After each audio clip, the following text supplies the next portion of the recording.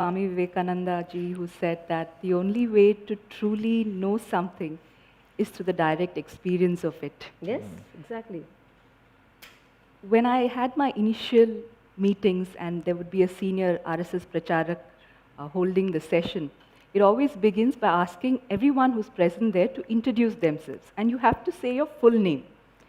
So every time I would say Sinu Joseph, I would assume and wait, okay, now there's going to be that jibe about conversion or some remark like that. I would just hold my breath and wait for it. But I was always taken aback and really surprised that they would throw in stories from the Bible. Yeah. They would tell me incidents of what Jesus did. These things would be added into the conversation and addressed in a very general manner. And even when I met people on a one-on-one basis and they would understand my work in the social space, without any hesitation, they would remark, oh, you come from a Christian background, they do a lot of charity. Maybe that's where you learned it from.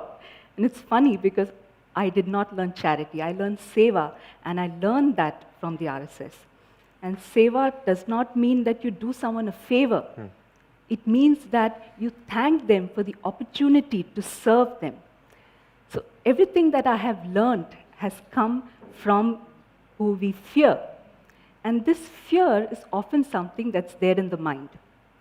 I have seen WhatsApp groups of churches where they're simply spreading rumors that if the BJP comes to power, all the churches will be destroyed. Yes. So when have you seen this happen? Do you have any concrete evidence of this having happened? Have you ever made that effort to go out there and meet these people who you are so fearful about?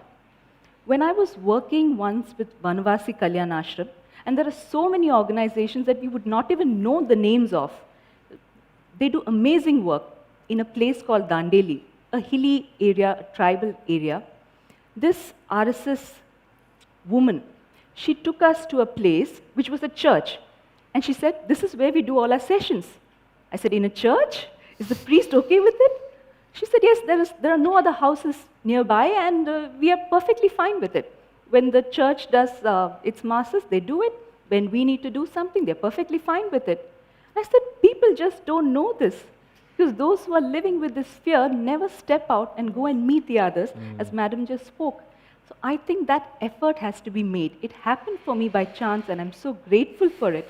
But I hope that the others make that extra effort to go and see it. Fine, you're not comfortable talking to them, okay.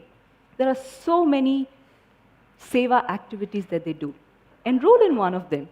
Go and see how they work, the effort that they put in. They live with bare minimum. They carry nothing on them. The women work so tirelessly, walking on foot, hardly with any amount, just to serve people. They don't get any recognition. None of us know their names.